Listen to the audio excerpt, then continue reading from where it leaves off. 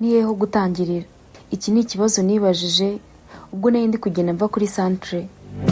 Ndi Nyabugogo, niho hantu honyine nari nzi muri icyo gihe. Nitegereje imodoka zigenda, mbona bisi zinyuranamo, nibuka Uncle G. Nari narapfuye kubika business card ye ntawamenya. Nirafone umuntu twari twegeranye. Abonye ari umugore ukuriwe, angirira impuhwe, arayima. Atitaye ku butekamutwe bavuga ngo busigaye bwareze. Uncle G, it's me. Umukobwa mwahuriye muri bisi mu mezi 5 ashize. Uwo muntu ko numva namuzi. Mukora uko mushoboye mu nyibuke. Twakuranye urugendo ruva mu majyepfo. Umukobwa ufite gitari ishaje. Ntago mwibuka. Oh, umukobwa uzi kuririmba cyane, ndumva mwibutse. Please, ndangira ahantu club yawe. Wenda amagire tuvugane, ndebe ko wama akazi. Uri he wowe se? Nakuzuyaza, yakije imodoka ye nziza. Nyabugogo ari guparika haruguru. Ko nakubona uri. Imodoka nziza ihagaze haruguru y'umuhanda hafi ya station, nturi kuyibona? Nayibonye. Reka nze mwegere, urahita umbona mfite ya gitari. Negereye imodoka, umugabo ndeba nk'ikimbwe hazi. Numva ndasebye koko. Inda wagira ngo navukiye guseba. Impossible. Umugore umeze gutya nta hantu tuziranye. Yatse imodoka ngagenda. Nyipfukama imbere ngo wenda ngonge. Arahagarara andebera mu kirahure. Please uncle, please. Niwe wenyine nagira muri uyu mujyi. Nukuri mbabara amahirwe niyo yaba tuzuye. Ndakwereka icyo mbashije. Madamu na ahantu hamwe nkuzi. Umukobwa twahuriye muri bisi si wowe. Mvira mu nzira ngenda ahubwo. Security. Ese uncle, wigize ubyara umwana w'umukobwa? Namuhoje icyo kibazo niyansubiza. Mbona ibitekerezo bigiye kure. Hashira akanya ndeba. Afungura umuryango w'imodoka. Ngayinjira. Hatagira umuntu mbona ndi gucecana n'umugore utwite. Akagira ngo iyo nda ni yanjye. Nicaye mu modoka nekereza akanya. Andeba nabi cyane. Ubona nsa nkaho ndi kumunukira. Wagira ngo ni njyewe warigize gutyo. Burya cyagiye duhurira mu modoka nari ntwite. Nari ndi mu rugendo rwerekeza kuyikuramo. Gusa byambereye ibibazo. Umunyeshuri twiganaga nayinje kureba ngo afashe, ubu arafunze. Namubwiye ibintu byose mbona ari kunyumva. Yaniza amatwi nk'umuntu uri kumwe n'umwana we. Numva ndishimye kuko mbonye umuntu uri kugerageza kumva agahinda kanjye. Ibyishimo n'ibineza neza bitangira kunesha umutwe. Nahari wenda ngiye kubona umuntu uzatuma mbyara umwana ntwite, nkamubyara neza. Washoje ibyo bambwiraga? Nyine icyifuzo cyanjye ni ukuma akazi nkajya ndirimba iwawe. Abantu bareka kunkunda wenda ukanyirukana. Icyifuzo cyawe cyumvikanye ngaho nsokera mu modoka. Naguye mu kantu. Mu buzima nari mbonye umugabo w'umugome ku isi. Kwa kundi nisanze mu muco wo kumva narwana ku giti cyanjye. Nafashe umwanzuro, imodoka nyisohokamo. Arayatsa mbona irarenze. Nayikurikije amaso, amarazenga mu maso. Ndeba imodoka, uruvunganzoka Nyabugogo mbura uko mbigenza. Ntekereza kwijugunya muri imwe ndaheba. Mbese ibibazo bimbana urusobe. Mu gihe nyibaza byinshi, numva phone isoniye mu gikapu cyanjye. Mu by'ukuri nta phone nari mfite. Nahise nibuka ibintu byavuzwe kuri Nyabugogo. Ngo umuntu ashobora kuza akagushyira telefone mu mufuka wawe kugira ngo yihamagare isone bakwita umujura, nanga kuyifata. Irongera irasona. Mpitamo gushaka ahantu hari toilet. Nifungirana ngo nitabe. Buriya nanjye narababaye cyane. Nabuze papa na mama muri jenoside yakorewe abatutsi mu 1994. Uriya mwaka nsa nkaho wisibye mu buzima bwanjye. Bigaragara ko nawe mu gihe kitageze ku mwaka wize, ndetse wize byinshi, wakagombye kwiga mu myaka itari munsi y'10. Niyo mpamvu numva ngo ufitiye impuhwe nka 5%. Ari nayo mpamvu nashyize phone mu gikapu cyawe kugira ngo uze guhamagara abantu bose wumva wifuza. Gusa ntekereza ko wabonye ko isi tubamo nta muyifitiye abantu. Niyo mpamvu usabwe kurwana ku giti cyawe, titaye ku bandi. Buriya nabaye umuntu mubi cyane kubera ubuzima. nari kwishimira kukuzana nkaryamana nawe utujoro tungaye nkaguha amafaranga gutangira ubuzima, ariko ikibazo uratwite, wabaye umukecuru. Iyaba ari kakana twahuriye muri bisi byakumvikana.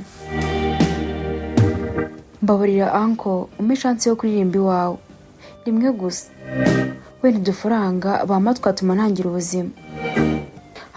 Mu tubari ntuhazi, ntibakeneye umuntu uzi kuririmba, bakeneye umuntu usa neza, bashobora no gukubita agashyi ku kabuno bigacamo. Ariko wowe uri umukecuru, uratekereza wakorera amafaranga angana iki? Mbabarira daddy, nzi gucuranga piano ukuri. Nari ngize ngo ni gitari kuko mbona ari uri guhangarana. Cyakoze sinabura kugufashaho gato. Hamagara nimero yanditseho John, barakwerekanura muri hoji zanjye. Wowe unarye use neza, ari nako ushaka icyo ukora nk'umugore utwite.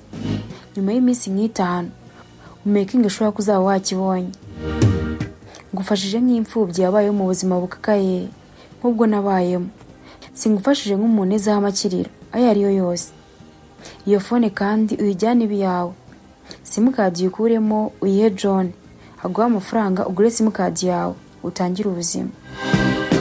Wanyumvise mukecuru?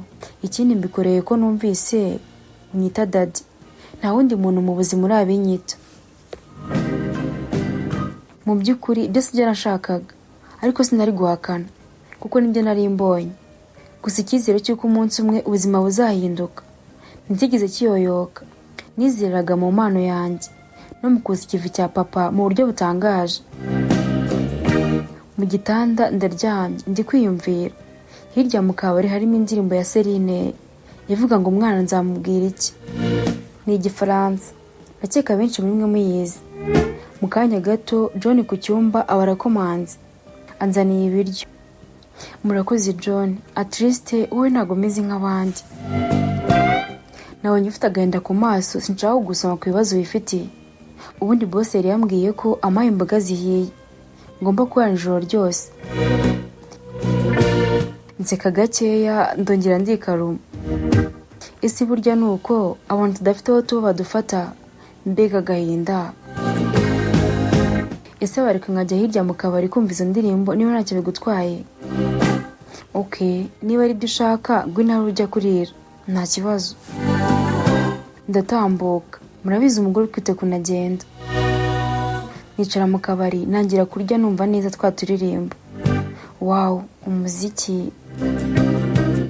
Burya umuziki ni ikindi kintu. Iyo wumva ukunze winjira mu misokoro ukakuryohera, ukagusubiza intege mu bugingo. Nagumye aho ndumva ndetse cyane. Isaha irashira, gerageza no kwigana zimwe mu ndirimbo bari gucuranga. Ubwonko si cyo nari mbuze. Indirimbo zaranyinjiye, umwana mu nda araryoherwa. Uwo munsi naryamye neza. Mu minsi 5 yose nari mfite kwa Uncle G, nayimaze mbayeho gutyo. Umunsi wa nyuma mbere yo kugenda nagize amahirwe haza abandi. Mu gihe ndi kurya mbona abantu bari gucomeka ibyuma, gitari, piano, ingoma. Oh my god, uko biri kose igihe cyanjye cyari kigeze. At least ninshaka amagwe. John, uze kumbabara niyibutse kuri bari abantu niba nyize gucuranga piano. Nabonye ntari biryaho, ndabigusabira niba bari gucekinga sound. Sound check yari njyewe. Ibitangaza nakoze muri high school naho byari byaragiye. Indirimbo nari maze iminsi numva mu kabari, nabwo nakoraga uko nshoboye kose, nkazishazaminga, nkazishakira amagambo. Niba muzi application yitwa Shazam muzi icyo mvuze. Ibyo byose nabikoreraga muri phone nahawe na Uncle G.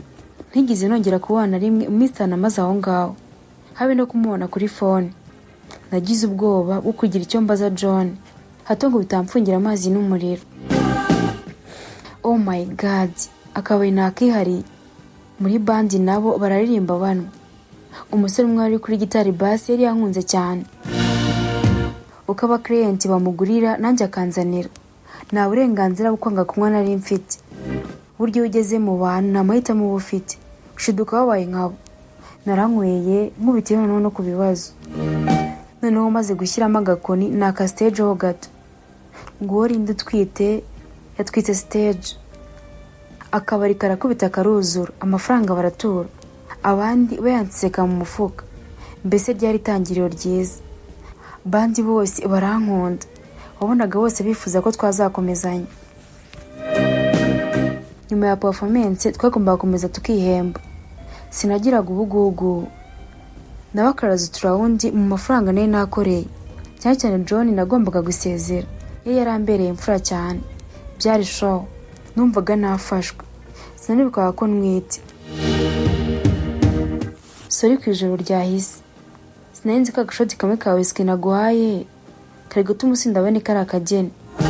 Muranjya muri kari akabari gushaka umuntu twatahana, ariko numvise ukuntu rurimba, ndeba n'ukuntu twite nkugirira impuhwe, numva ndagukunze. Sinari kugusiga muri bare y'abasinzi, ndagomba kugucyura kuko n'ubundi nicyo kiba cyanzanye. Iyo niba nasanze ku meza nguwo Linda mu nzu y'Ntazi. Harimo amafoto y'umuntu ufite direde Ntazi. Igikapu cyanjye na gitari yanjye birahari. Meruka biri kwa John. Amafaranga menshi ku meza. Buri cyo mvuga, ndi mu buriri Ntazi pe. Linda ndasebye. Reka duhure ubutaha muri episode ya 15. Ngiye wumvaga ni Jojo 12. Naho ubutaha Imana ibarinde.